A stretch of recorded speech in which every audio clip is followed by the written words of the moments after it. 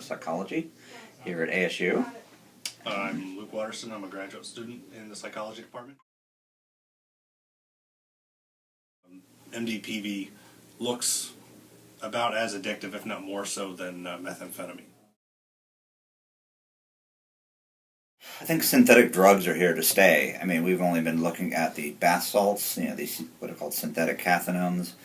There's also the synthetic cannabinoids, which are synthetic marijuana, things like K2 and spice, things like that. Those have also flourished gigantically. With technology and the spread of information and the ability to manufacture these things in something as small as, perhaps the trunk of your car or even smaller, I think synthetic drugs are going to be a problem for a long time. I don't think just because they've, things like bath salts have faded from the media attention, doesn't mean that simply go away on its own. Philip Seymour Hoffman, who recently died of a heroin overdose, he brought heroin back into the spotlight of being a continuing problem, actually in more of a resurging problem, because people are now resorting to heroin more because it's easier to get and cheaper than OxyContin and Vicodin and prescription opiates. So that's brought heroin back into the spotlight a little bit. And yeah, I mean, it's hard to follow drug trends based on the media and what the media portrays as these emerging problems. And I think that's why you see a lot of these overdoses is somebody may be using a drug for a period of time, and they know how much to use to get a certain effect, and the drug manufacturer will then just switch to a different chemical. It may look the same, it may smell the same, and if a person goes to use the same amount of the drug, what before maybe just got them high, now it may actually lead to overdose or something more toxic, and so you really have no idea what you're getting when you're buying these drugs.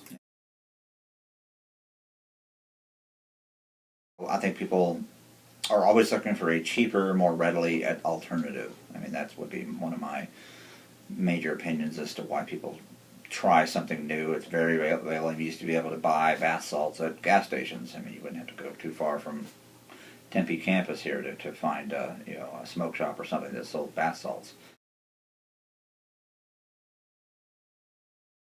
And in our drug screenings, we've shown that they're every bit as addictive as some of the illicit psychostimulants that most people are familiar with, so methamphetamine and cocaine. But they may actually be even slightly worse. Methylone is known as beta-ketone 3,4-methylene deoxymethamphetamine, which is beta-ketone MDMA, which is MDMA is usually what most people think of when they think of ecstasy. But what you're seeing now is people will go out and they'll buy ecstasy tablets and they don't get MDMA, they get methylone. And in our screenings, methylone is actually much more reinforcing than MDMA. And so you've got a drug that people are taking to go to a club or to go to a rave or something like that, and it's much more reinforcing and addictive.